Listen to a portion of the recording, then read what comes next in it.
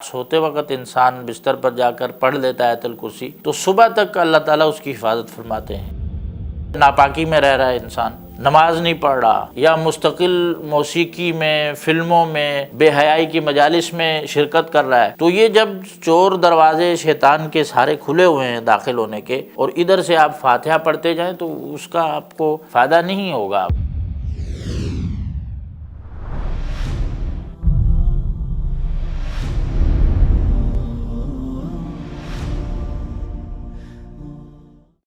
السلام علیکم ورحمۃ اللہ۔ ناظرین اکرام، میں ہوں جمشید سلطان، افکار و نظریات کے ایک نئے ایپیسوڈ کے ساتھ۔ پچھلے پروگرام میں ہم نے یہ جاننا تھا کہ مصیبتوں اور بیماریوں اور پریشانیوں کے آنے سے پہلے انسان اپنے لیے حفاظت حصار کیسے بنا سکتا ہے، اور شریعت نے، قرآن نے اور سنت نے ہمیں اس بارے میں کیا رہنمائی کی ہے۔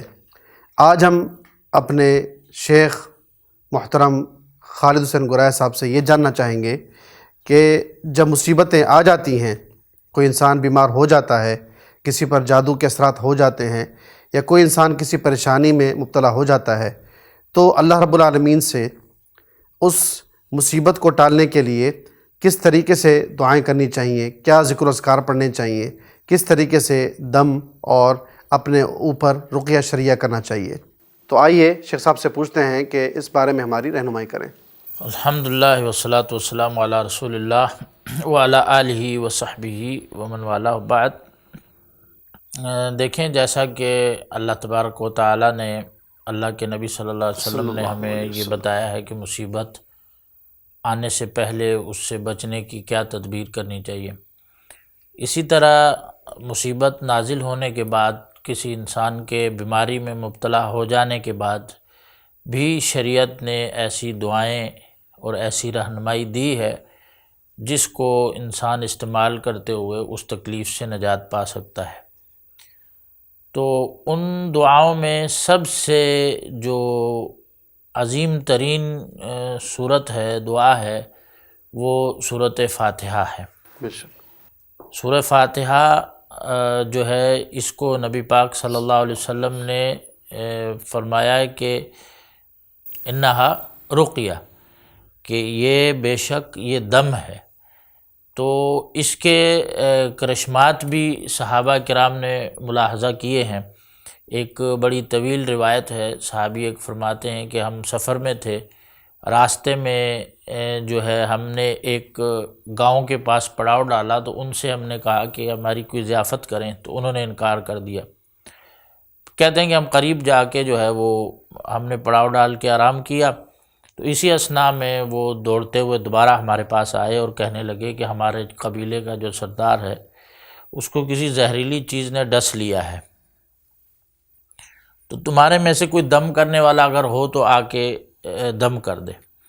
تو ایک صحابی فرماتے ہیں کہ میں نے ان سے کہا کہ ہاں دم تو ہے، لیکن ہماری شرط ہے کہ ہم تمہارے سے معاوضہ لیں گے اس دم کا، کیونکہ ہم نے تمہیں ضیافت کے لیے کہا تھا، تم نے اس سے انکار کر دیا، تو اب ہمیں معاوضہ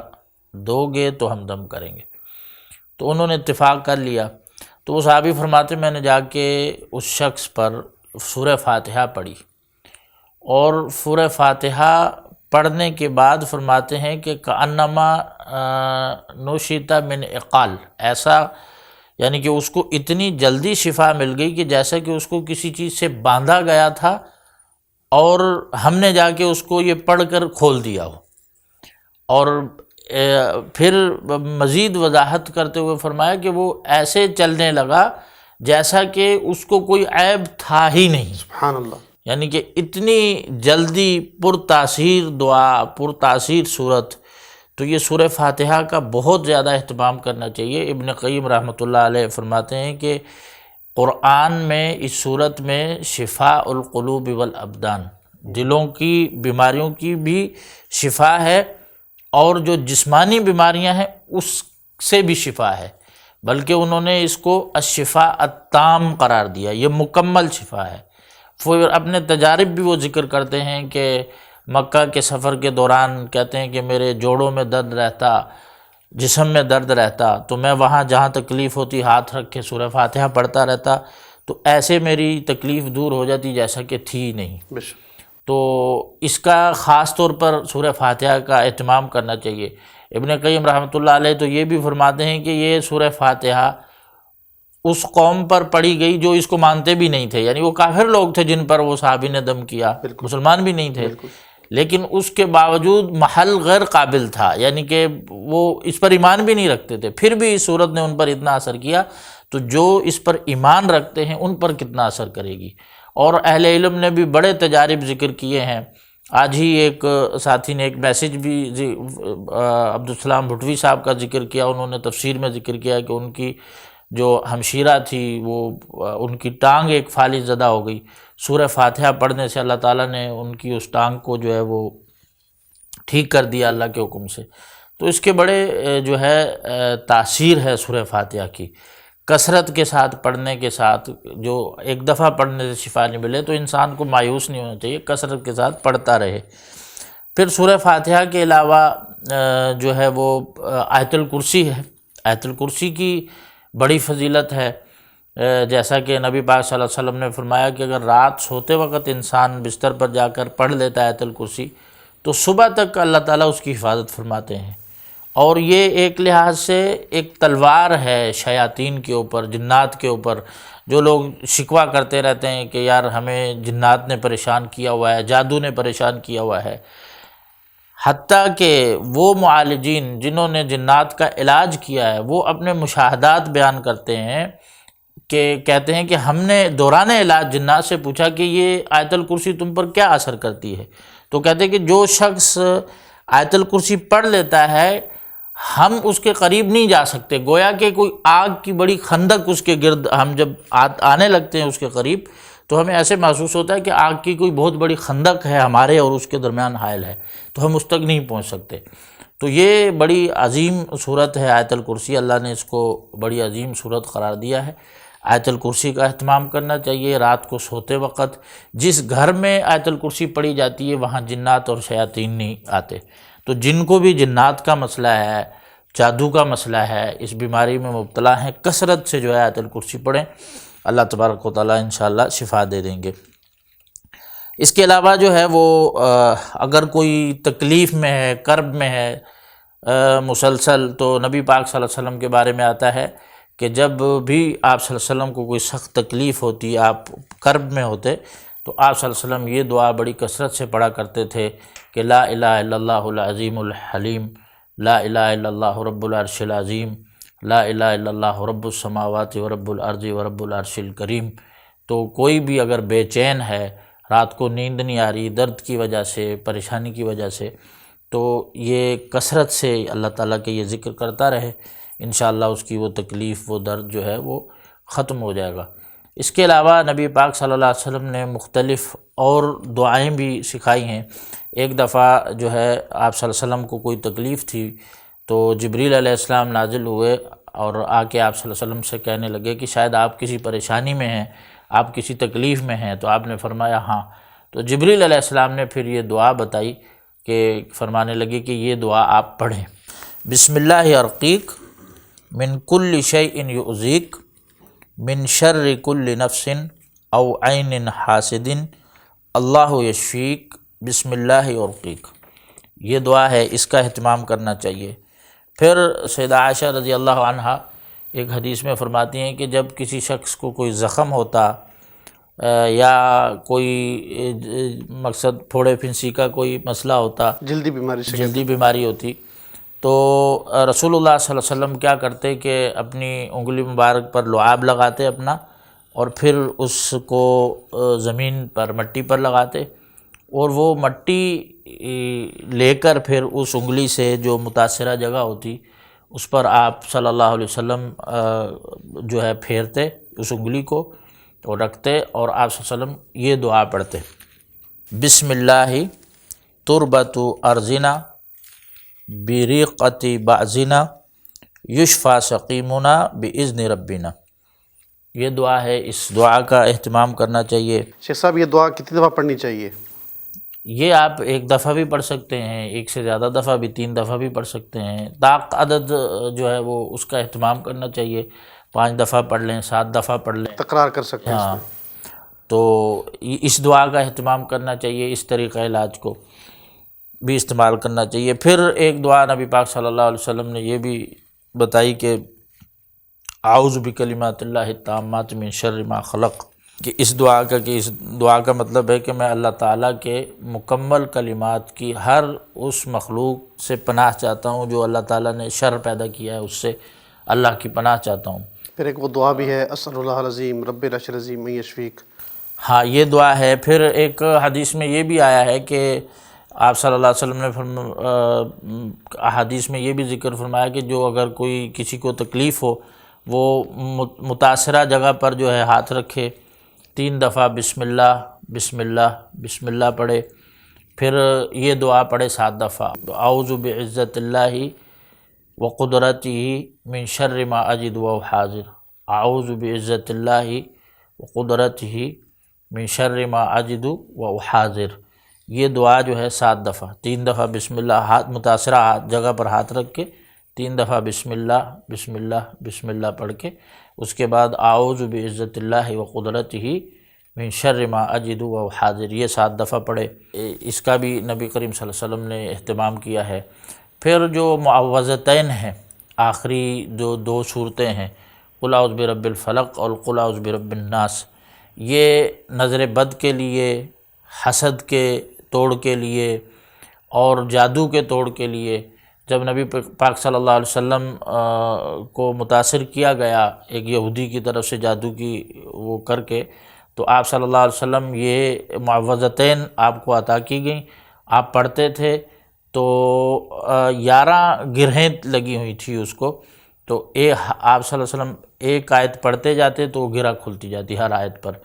تو آپ صلی اللہ علیہ وسلم نے جادو کا علاج بھی اس کے ذریعے کیا ہے۔ آخری جو 2 صورتیں ہیں، قل اعوذ برب الفلق قل اعوذ برب الناس، ایک حدیث میں آپ صلی اللہ علیہ وسلم نے یہ بھی فرمایا کہ جو شخص قل هو اللہ احد اور یہ 2 صورتیں قل اعوذ برب الفلق اور قل اعوذ برب الناس یہ صبح کو پڑھ لیتا ہے تو شام تک اس کے لیے یہ ہر چیز سے کافی ہو جاتی ہیں، اور جو شام کو پڑھ لے صبح تک کے اس کے لیے یہ انشاءاللہ یہ فائدہ حاصل ہوگا۔ تو ان دعاؤں کا اہتمام کرنا چاہیے۔ اور آخر میں جو ہے ہم اپنے ناظرین کے لیے ایک کتاب، کیونکہ ہر ایک کو یہاں آڈیو سے سن کے دعائیں یاد نہیں ہوتی، تو خاص طور پہ یہ کتاب ہے حصن المسلم کے نام سے ہے۔ اس میں ہر قسم کی تقریباً دعائیں، بیماری سے شفا کے لیے روزمرہ کی دعائیں، صبح شام کے اذکار سب موجود ہیں ترجمے کے ساتھ، جیسے مثلا برے اخلاق سے بچنے کی دعا ہے، پھر فقر و فاقہ اور ذلت سے بچنے کی دعا ہے، حادثات اور آفات سے بچنے کی دعا ہے، فتنوں سے، مصیبتوں سے، ظالموں کے ظلم سے بچنے کی دعائیں ہیں، تمام امراض سے بچنے کی دعا ہے، مال و اولاد میں برکت کی دعا ہے، ہر قسم کی دعا ہے۔ تو ہر انسان کو اس کتاب کو، ہر مسلمان کو اپنے پاس رکھنا چاہیے، جو ہے اس کے اندر جو بھی موقع مناسبت کی دعائیں ہیں ان کا اہتمام کرنا چاہیے، صبح شام کے اذکار کا اہتمام کرنا چاہیے، اور جو شفا کے حوالے سے ہم نے جو دعائیں ابھی ذکر کی ہیں وہ دعائیں بھی جو ہے اس کے اندر موجود ہیں۔ تو انشاءاللہ جو ہے ایک مسلمان کے مصیبت آنے سے پہلے کی جو دعائیں ہیں ان سے مصیبت سے بچنے کے لیے وہ بھی ہیں، اور جو مصیبت آنے کے بعد انسان کو لاحق ہوتی ہے اس سے شفا کے لیے بھی اس میں دعائیں موجود ہیں۔ شیخ صاحب ساتھ ساتھ ہمارے ناظرین کو یہ بھی بتائیے گا کہ بعض لوگ کہتے ہیں کہ ہم نے رقیہ بھی کیا ہے، دعائیں بھی پڑھی ہیں، لیکن ہمیں افاقہ نہیں ہوتا، اس کی کیا وجہ ہے؟ اس کی اصل میں چند ایک وجوہات ہوتی ہیں۔ نمبر 1 سب سے بڑی وجہ یہ ہے کہ اس انسان کا، پڑھنے والے کا ایمان اور یقین اس پڑھنے پر اتنا نہیں ہوتا، وہ دل سے سمجھ رہا ہوتا ہے چلو دوسرے کام جس طرح کر رہا ہوں یہ بھی کر گزروں تو ہو سکتا ہے فائدہ ہو جائے، نہیں ہو سکتا، نہیں، یقین کامل کے ساتھ پڑھے کہ اسی میں شفا ہے اللہ تعالیٰ نے۔ ہاں کبھی کبھار ایسا ہوتا ہے کہ انسان کو 1 دفعہ 2 دفعہ 6 دفعہ 7 دفعہ پڑھنے سے فرق نہیں پڑتا، اس کو مسلسل پڑھنا چاہیے، یعنی کہ آپ 40-41 دفعہ بھی اگر پڑھ سکتے ہیں، 100 دفعہ بھی پڑھ سکتے ہیں، جتنا زیادہ آپ پڑھتے جائیں گے، 1 دن میں فرق نہیں پڑتا، 2 دن پڑھے، بعض لوگوں کو تو لوگوں نے تو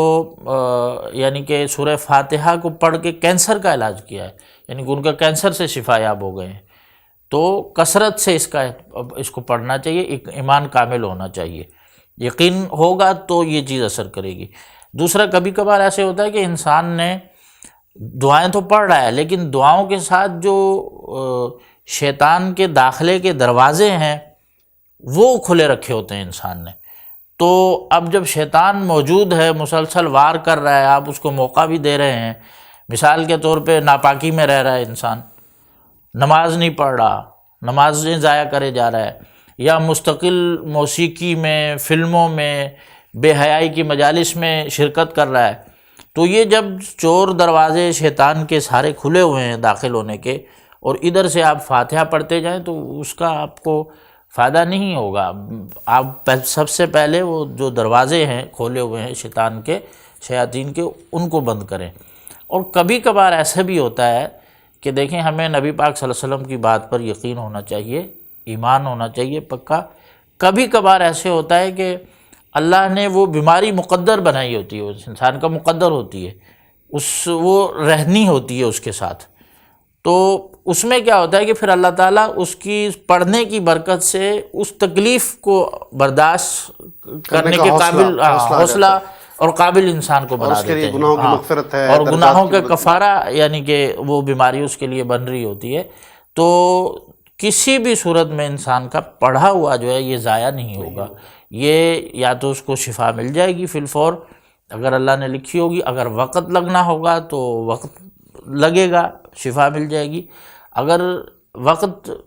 کے بعد بھی اگر انسان سمجھتا ہے کہ مجھے ابھی تک شفا نہیں ملی، تو وہ سمجھے کہ اللہ نے یہ سارا اس کے لیے آگے ذخیرہ کیا ہوا ہے، اور انشاءاللہ اللہ تعالیٰ چاہ رہے ہیں کہ اس کو گناہوں سے یہاں زمین پر ہی دھو دیا جائے، اور اللہ تعالیٰ کے ساتھ جو ہے وہ صاف و شفاف ہو کے ملاقات کرے۔ تو اس میں خیر ہی خیر ہے انشاءاللہ۔ اللہ سے دعا ہے کہ اللہ تبارک و تعالیٰ ہمیں ان دعاؤں کا اہتمام کرنے کی توفیق عطا کرے، اور ان پر کامل اور مکمل یقین رکھنے کی توفیق عطا فرمائے۔ جزاکم اللہ خیرہ۔ ناظرین کرام، شیخ صاحب کی بات کو مکمل کرتے ہوئے اللہ تبارک و تعالیٰ کی اس آیت سے بھی ہم استدلال لے سکتے ہیں، وقال ربکم ادعونی استجب لکم، کہ تمہارے رب نے یہ کہا ہے کہ مجھ سے دعا کرو، میں تمہاری دعائیں سنوں گا، اس کا جواب دوں گا۔ اور یہ تمام جو شیخ صاحب نے باتیں بتائی ہیں، جو دعائیں بتائیں، جو ذکر و اذکار بتائیں، یہ سب چیزیں ہماری دنیاوی پریشانیوں کو دور کرنے کے لیے بھی کافی ہیں اگر اللہ نے تقدیر میں لکھا ہے۔ لیکن اگر اللہ تبارک و تعالیٰ نے